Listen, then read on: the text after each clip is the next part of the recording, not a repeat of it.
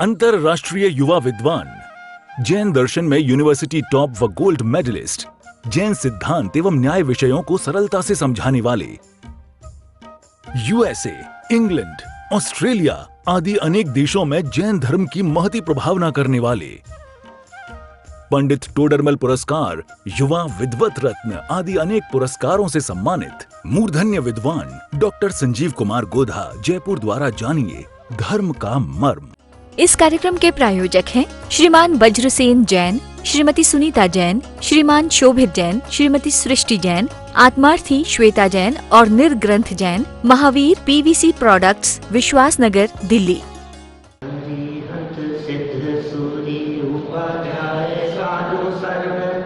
अर्थ के प्रकाशी मांगलिक उपकारी है, इनको स्वरूप जान रागते वही जो भक्ति, काय को नवाई स्तुति को उचारी है। धन धन के नहीं काज सब आज पाए, कर जोड़े बार बार वंदना हमारी है। मंगल कल्याण सुख ऐसो हम चाहते हैं, ओ मेरी ऐसी दशा जैसी तुम धारी है, ओ मेरी ऐसी दशा जैसी तुम धारी है, ओ मेरी ऐसी दशा जैसी तुम धारी है। क्षत्र चूड़ामणि नामक यह ग्रंथ 8वां लंब और नंदाढ़ ने अपनी पूरी बात बतलाई कि मैं भाभी के पास में गया था और भाभी गंधर्व दत्ता ने आपका परिचय दिया। मैं केवल आपका परिचय दिया, अपितु मुझे अपनी विद्या के प्रभाव से एक आसन पर, शैया पर लेटाकर यहाँ तक भेज दिया और आपके लिए एक पत्र भी साथ में भेजा है। देखिए, ये सब बातें सुनने के उपरांत जीवेंद्र कुमार का दुखी होना, यहाँ से बात को हमें आगे बढ़ाना है। पीछे एक मार्मिक बात कह दी गई थी कि भले ही मंत्र के प्रभाव से ऐसा कार्य हुआ हो, लेकिन प्रत्येक मंत्र बोलने वाले के कार्य सिद्ध हो ही जावे ऐसा जरूरी नहीं है, क्योंकि प्रत्येक व्यक्ति का कार्य होना ये अपने अपने उदय के अधीन दिखाई देता है। ऐसा लगता है अपने को कि देखो ये मंत्र बोलेंगे तो ऐसा हो जाएगा, इससे ऐसा हो जाएगा। अरे कोई भरोसा नहीं है, पुण्य पाप कर्म के उदय पर निर्भर करता है। और सुनो, जब ये बार बार पुण्य पाप कर्म के उदय की चर्चा करते हैं तो अज्ञानी जीव पुण्य की तरफ आकर्षित होता हुआ दिखाई देता है, लेकिन ज्ञानी जीव तो पुण्य से भी निरंतर भेद विज्ञान करता है। वो इस बात का विचार करता है कि ये पुण्य का उदय भी मुझे सुखी करने में समर्थ नहीं है। पाप के उदय से दुखी होता हुआ तो सारा जगत दिखाई देता है, लेकिन पुण्य के उदय से भी सुख ये ज्ञानी नहीं मानता, क्योंकि जो वास्तव में सुख है वो इस वैभव में नहीं है, अपने स्वभाव में है। इस तरह से वो जीव और पुद्गल की भिन्नता, कर्म और आत्मा की भिन्नता का अनुभव करता हुआ उपादान की योग्यता की तरफ ध्यान देता है, वही वास्तव में ज्ञानी है। देखिए, फिर भी जीवेंद्र कुमार चूंकि गृहस्थ तो है ही, कुछ दुखी इनका होना। क्यों दुखी हुए, कारण क्या था? देखिए, 22 नंबर का श्लोक है, 384 नंबर का यह पेज है। अखिद्यत ततः स्वामी सदयैरनुचोदितैः, स्नेह पाशो हि जीवानां संसारं न मुञ्चति। इसके बाद जीवेंद्र कुमार दयाजनक छोटे भाई नंदाढ़ के कहे हुए वचनों से अत्यंत दुखी हुए। अभी तक तो नंदाढ़ कह रहे थे और ये सारी कथा जीवेंद्र सुन रहे थे। सुनते सुनते वे अत्यंत दुखी हुए। निश्चय से जब तक संसार है तब तक प्राणियों का स्नेह रूपी बंधन नहीं छूटता है। ये बंधन है बहुत बड़ा, ये मोह का बंधन है, राग का बंधन है, ये कषाय का बंधन है, ये छूटता नहीं है। कब तक? जब तक संसार है। अब संसार में रह रहे हैं, गृहस्थ दशा में रह रहे हैं, गृहस्थ और संसार दशा में रहते हुए ये मोह का बंधन तो रहेगा ही। ये भी गृहस्थ तो थे ही, न तो अभी मुनि हुए थे और न ही अभी पंचम गुणस्थान था। गुणस्थान तो चौथा ही था, और चौथे गुणस्थान के काल में परिवार के प्रति राग और मोह होना ये स्वाभाविक सा ही है। और फिर अपनों का वियोग और फिर याद आए वापस, जब तक याद नहीं आए तब तक तो तकलीफ नहीं देता, लेकिन याद आने के बाद वो तकलीफ होती ही है। तो देखिए यहाँ स्नेह रूपी बंधन कब तक नहीं छूटता? जब तक संसार दशा है। सर्वार्थ। छोटे भाई नंदाड्य के करुणाजनक कथन को सुनकर धैर्यशाली जीवनधर कुमार भी अत्यंत दुखी हुए। हैं तो खुद धैर्यशाली, उसके बावजूद भी कितना भी धैर्यशाली क्यों नहीं हो, कितना भी धैर्यशाली क्यों नहीं, बेटे का मरण हो जाए ना तो अच्छे अच्छे धैर्यशाली टूट जाते हैं। माने अपनों की याद आए ना तो कितने भी धैर्यशाली हो तो फिर वो दुख और तकलीफ तो होती ही है। कितना समय हो गया और पत्नी की चिट्ठी भी आई साथ में, तो एकदम मोह भाव के कारण थोड़ा खेद खिन्न हुए, दुखी हुए। करुणाजनक, क्योंकि गृहस्थ जीवन में मनुष्य को स्त्री पुत्रादि विषयक स्नेह भाव तो रहता ही है, छूट नहीं पाता। आप कितना भी जगत जनों में इस तरह की चर्चाएं करते हो, लोग ऐसी बातें कहते हो, इनको तो मोह ही नहीं है। बातें कहते हैं लोग ऐसी, इनको तो मोह ही नहीं है साहब, बिल्कुल भी। इनको तो अपनापन ही नहीं है, बच्चों को तो कोई मतलब ही नहीं है हमारे से। लेकिन आप ये गलत फहमी में हैं, संसार दशा में मोह छूटता नहीं है।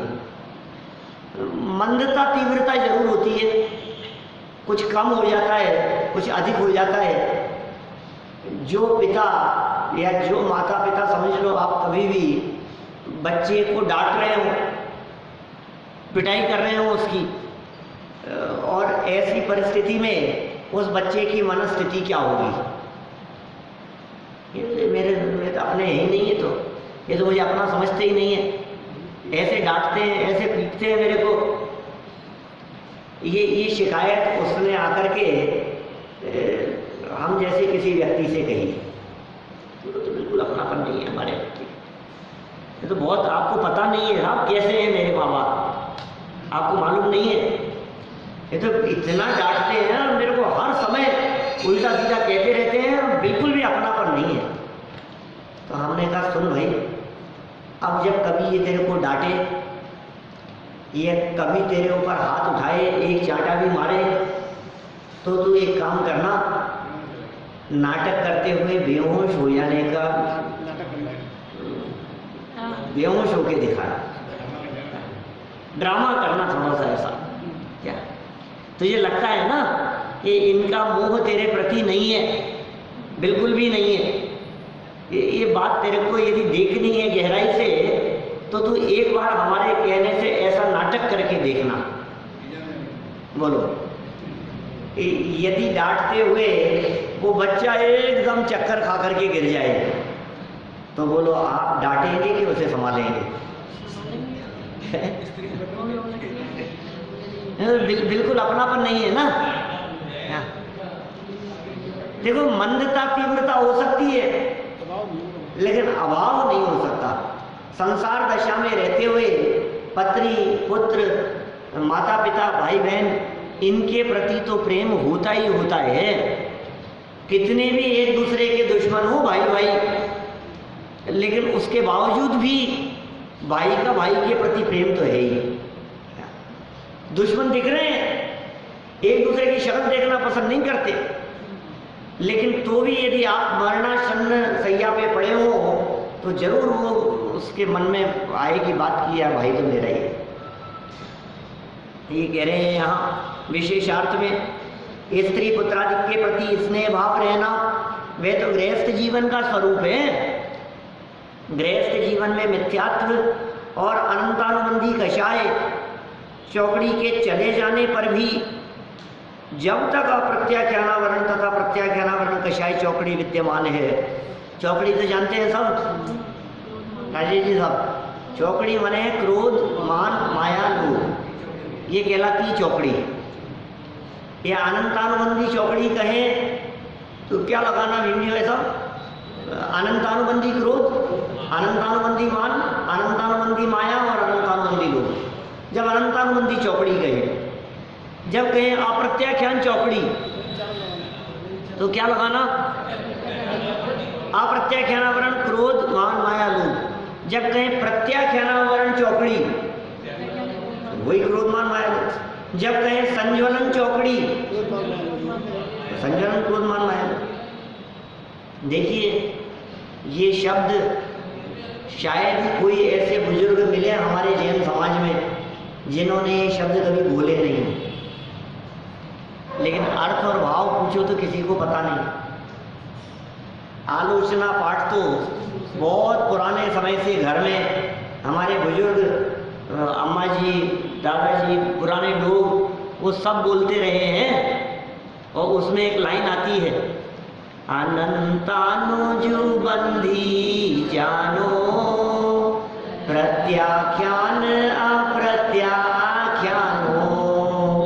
संज्वलन चौकड़ी गुनिए सब वेद जू सोड़स। अरे ये क्या है?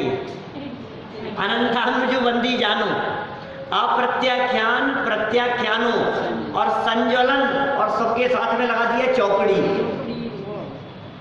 अब पूछो किसी से अर्थ है?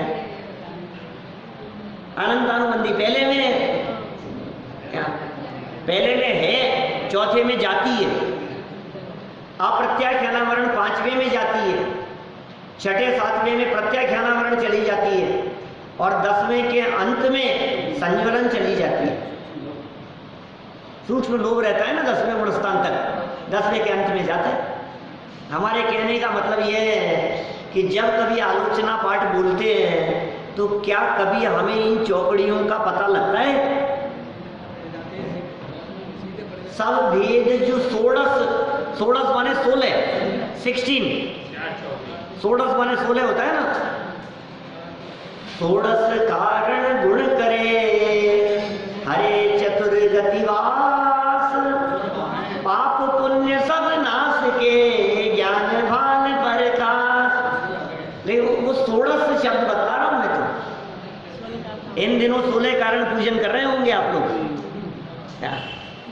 ये 16 क्या है? ये 16 माने 16 है। सब वेद जो 16 गुणी है। संज्वलन चौकड़ी माने 4। मोटी मोटी बातें तो ख्याल में आती रहे, हमारे दिमाग में पक्की होती रहे कि आखिर ये क्या कहना चाहते हैं।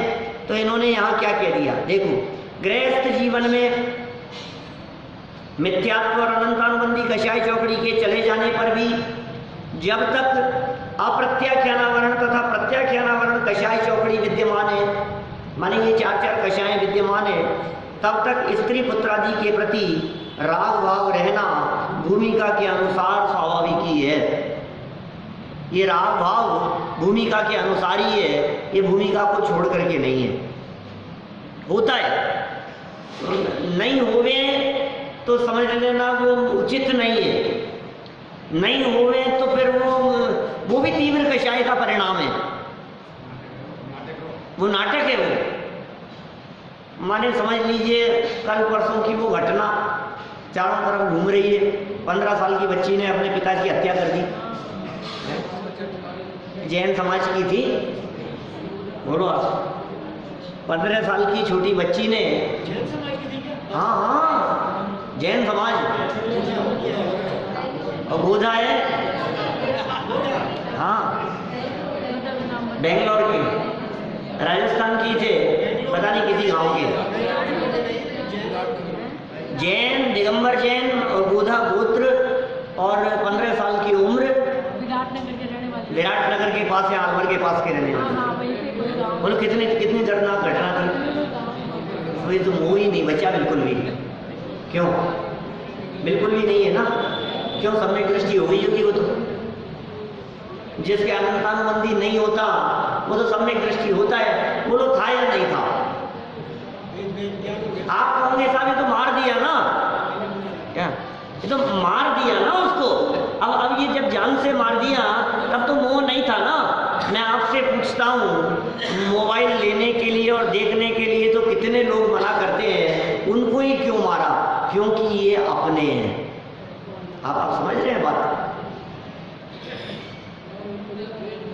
दूसरा व्यक्ति कोई मना करे तो इतना फर्क नहीं पड़ता। क्या?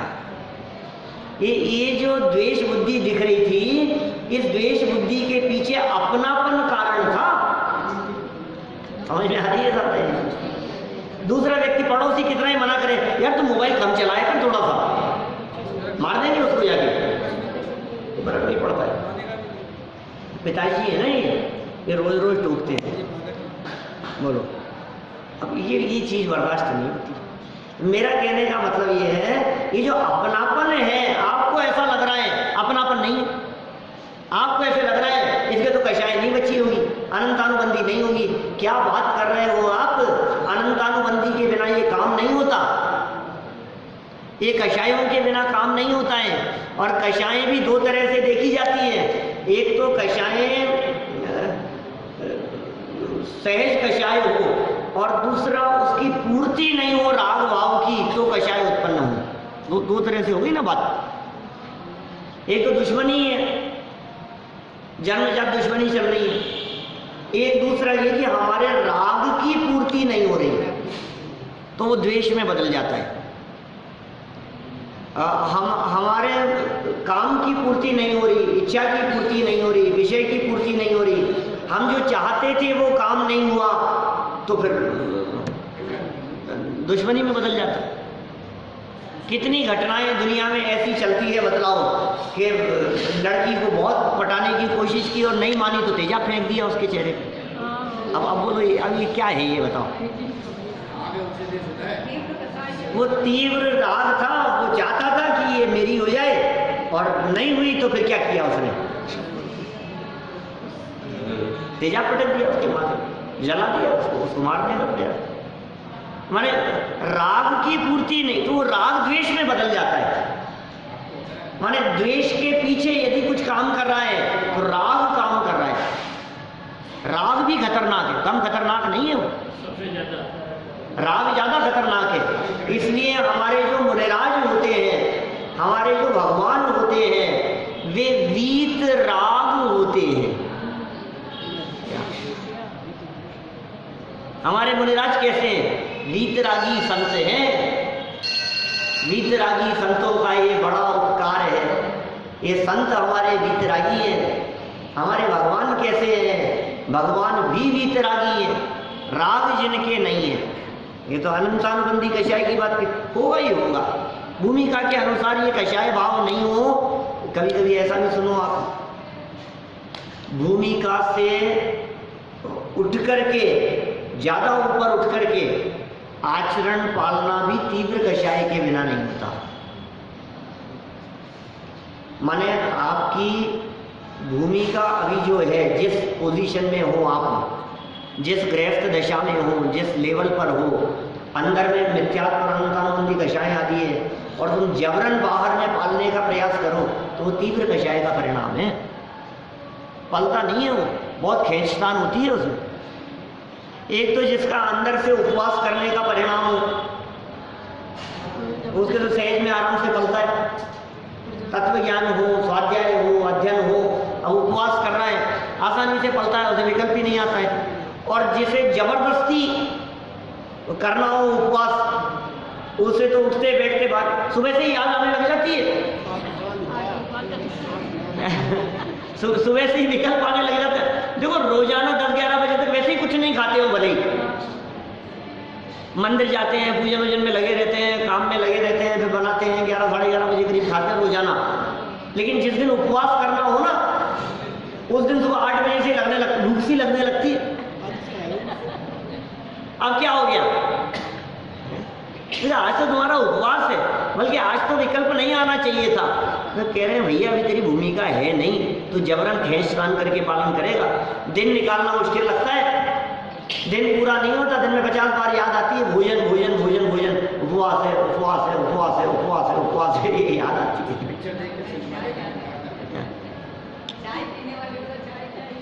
चाय चाय याद आती है। मैंने सब तरह के लोग हैं। मेरा कहने का मतलब ये है, अब आप जबरन तेला करने का प्रयास करो, आप जबरन 10 दिन के उपवास करने का प्रयास करो। मैंने तो उपवास की बात कही है, इस तरह से और चीजों में लगाना। माने जहां खींचतान हो वहां धर्म नहीं है।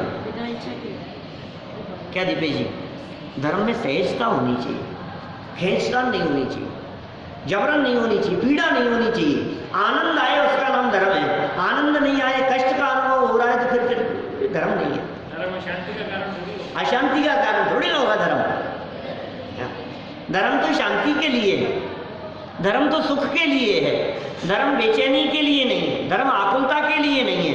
अब ये तो आकुलता हो रही है, तो तड़प रहा है, तो हे भगवान बस एक दिन और निकल जाए, एक दिन और निकल जाए। कर क्या रहा है तू? कैसे निकाल रहा है तू? मर मर के निकाल रहा है, रो रो करके निकाल रहा है, एक एक पल एक एक घंटा तेरा रो रो करके बीत रहा है। फिर समझाने वाले थोड़ा सा और, थोड़ी सी और हिम्मत रख, थोड़ा सा और, क्या हिम्मत रख, क्या कर।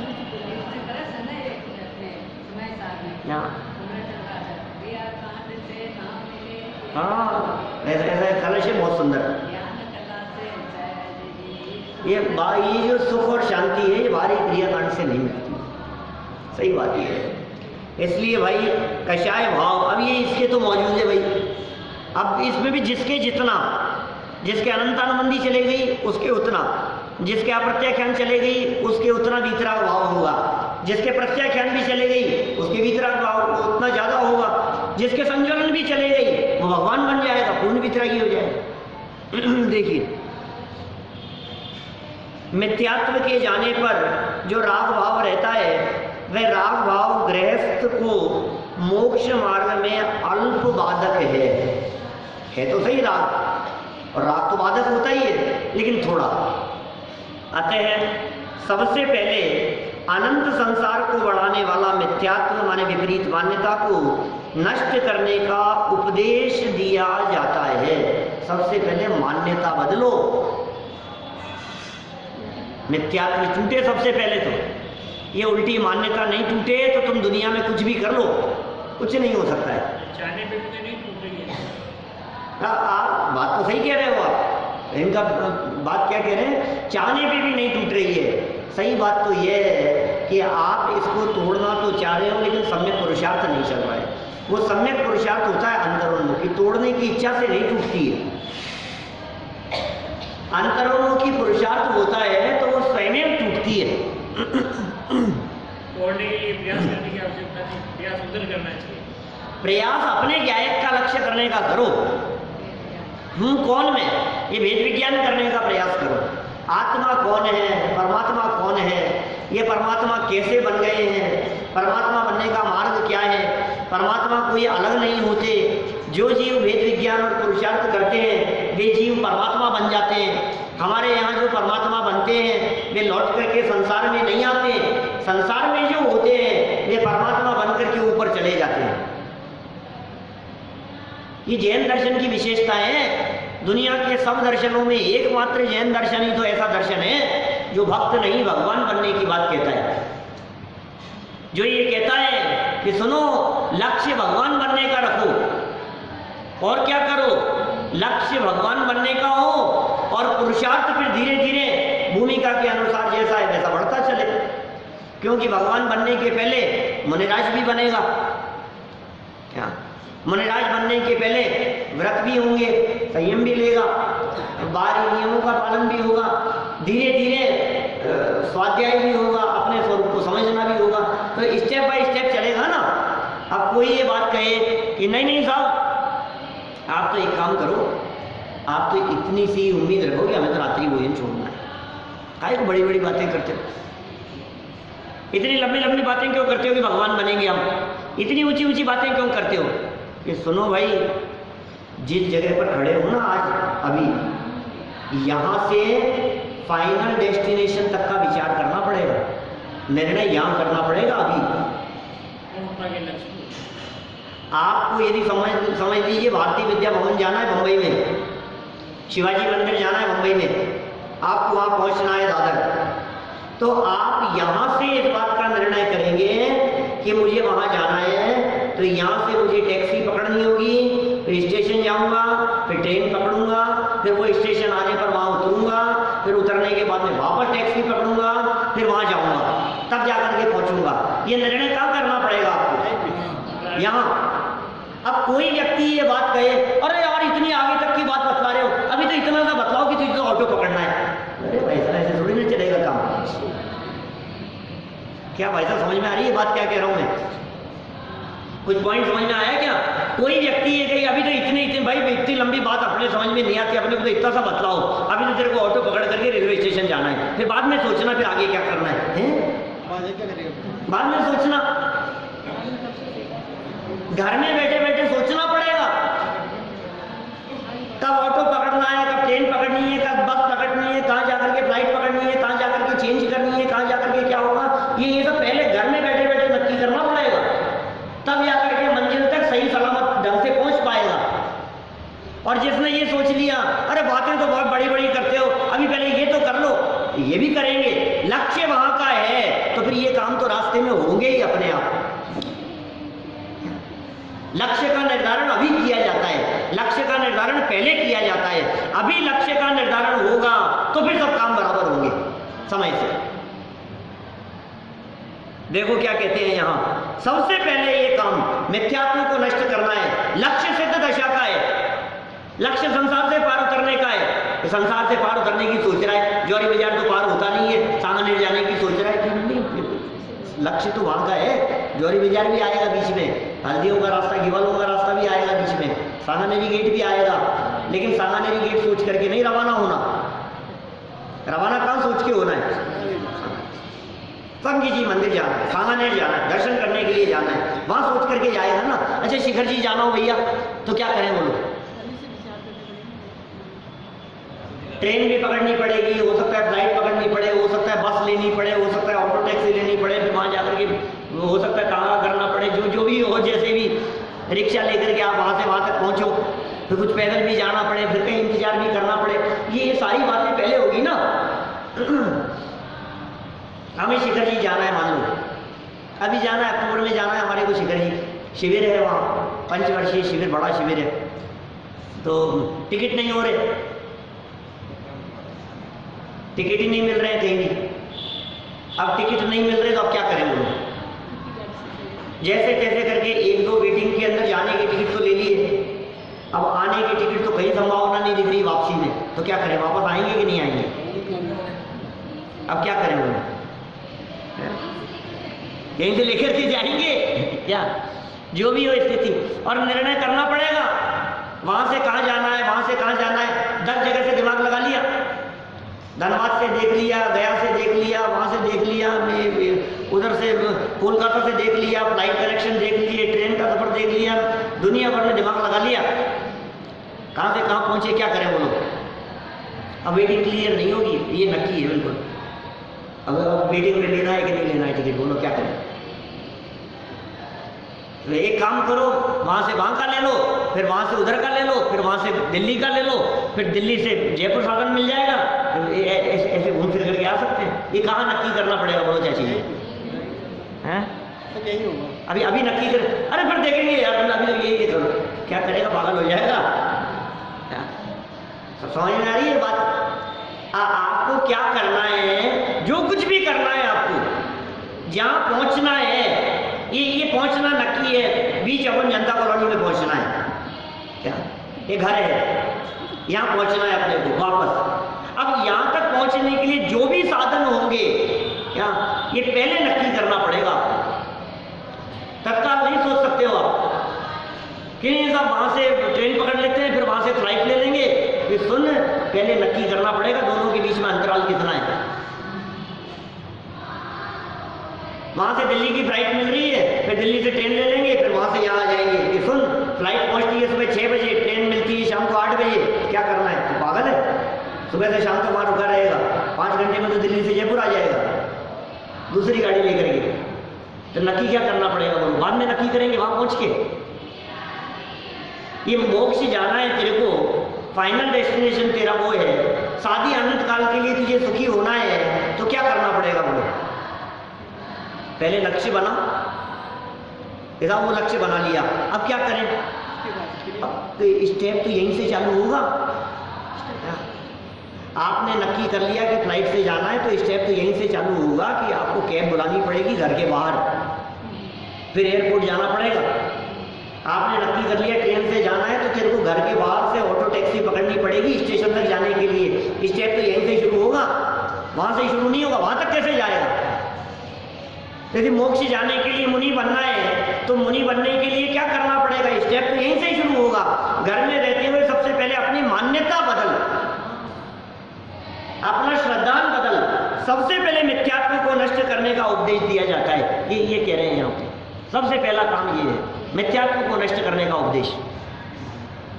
देखो पत्र में क्या आया, जरा बात तो पढ़े। जीवेंद्र कुमार के नाम पत्नी का पत्र,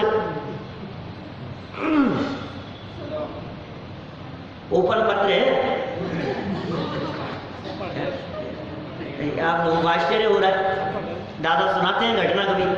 आज के ज़माने में जब बच्चों को इस तरह की बात बतलाएं कि पहले के ज़माने में चिट्ठी ऐसी आया करती थी जो पोस्ट कार्ड होता था। बोले पोस्ट कार्ड क्या होता है? अभी आर्यन को बताना हो ना, ये पोस्ट कार्ड होता था ऐसे, और 15 पैसे का आता था, फिर 25 पैसे का, फिर 50 पैसे का होकर के बंद हो गया। फिर 5 पैसे का आता था। हमने 15 पैसे तक का देखा है, आपने 5 पैसे का देखा। वो पोस्ट क्या होता था? पोस्ट कार्ड होता क्या है? बोले चिट्ठी होती है, चिट्ठी। एक तरफ पता लिखा जाता है और बाकी सारे समाचार लिखे जाते हैं कि ये ऐसा। पुराना एक दिन निकल गया, घर में देखा ये ऐसा ओपन लेटर। पापा ओपन लेटर, क्या बात कर रहे हो आप? ऐसा खुला पत्र किसी को भी। और दादा कहते हैं दादा ने शादी के बाद में पत्र लिखा था अपनी वाइफ को, तो ये पोस्ट कार्ड पे, और पूरे गांव में सब पढ़ते हुए ये चिट्ठी आई है। ये वो भी क्या जमाना था। आज तो चिट्ठियां बंद हो गई है सोमबाबू जी, बोलो। आज तो चिट्ठियां बंद हो गई है, कौन लिखता है? तार तो बंद कर ही दिए हैं गवर्नमेंट ने, 150 साल पुरानी तार सेवा तो बंद कर दी गई, जरूरत ही नहीं। आज के इस इंटरनेट के ज़माने में, आज के इस टेक्नोलॉजी के ज़माने में कौन किसको चिट्ठियां लिखता है? सब बंद हो गया है ये सब। आजकल तो सेकंडों में मैसेज पहुंचते हैं, फेस टू फेस बात होती है, कहाँ जरूरत है इन चीज़ों की। लेकिन भाई ये तो जीवेंद्र कुमार की पत्नी गंधर्व दत्ता ने तो जीवेंद्र कुमार के लिए पत्र भेजा था। वो पत्र जीवेंद्र कुमार को मिला, देखें क्या लिखा है उसमें। 385 नंबर पेज, 23 नंबर का श्लोक देखो। जीवेंद्र कुमार को गंधर्व दत्ता का पत्र। गुणमाला व्यथाशंसी पत्रम चायमाचयत चतुराणाम स्वकार्योक्ति स्वमुखान्न ही वर्तते। फिर जीवेंद्र कुमार ने गुणमाला की विरह पीड़ा का सूचक गंधर्व दत्ता का भेजा हुआ पत्र पढ़ा। गुणमाला भी पत्नी थी, हैं? ये कह रहे हैं गुणमाला की विरह पीड़ा सूचक कि आपके चले जाने के बाद उसकी क्या हालत हो रही है। अब क्या करें, उसका नाम लेकर अपनी बात कह रही है। देखो समझदार लोग डायरेक्ट बात नहीं कहते, इशारा करते हैं। जगत में ऐसी कहावत चलती है कि बहू को समझाना हो तो बेटी को समझाया जाता है। जगत में चलती है ऐसी कहावत कि आपको बहू को समझाना हो तो बहू को मत समझाओ, क्या बेटी को समझाओ। तो ऐसे ही अब अपनी बात कहनी है, अब अपने मुंह से अपनी क्या बात कहें, लेकिन जो दूसरी थी ना गुणमाला, उसके नाम से उसकी विरह पीड़ा का सूचक यह पत्र लिखा। यहाँ नीतिकार कह रहे हैं, निश्चय से चतुर पुरुषों का निज मुख से अपने कार्य के लिए कहना नहीं होता है। ये नीति है भाई साहब, ये नीतिकार कह रहे हैं समझदार व्यक्ति अपने मुंह से अपने कार्य के लिए नहीं कहता। क्या आपको यदि अपने अधिकारी से तनख्वाह बढ़वानी हो ना, तो आप अपने लिए नहीं कहते, आप ये समझदार आदमी ये कहता है कि लोगों का थोड़ा सा, लोग ये कह रहे हैं। इस कार्यक्रम के प्रायोजक हैं श्रीमान वज्रसेन जैन, श्रीमती सुनीता जैन, श्रीमान शोभित जैन, श्रीमती सृष्टि जैन, आत्मार्थी श्वेता जैन और निर्ग्रंथ जैन, महावीर PVC प्रोडक्ट्स, विश्वास नगर, दिल्ली।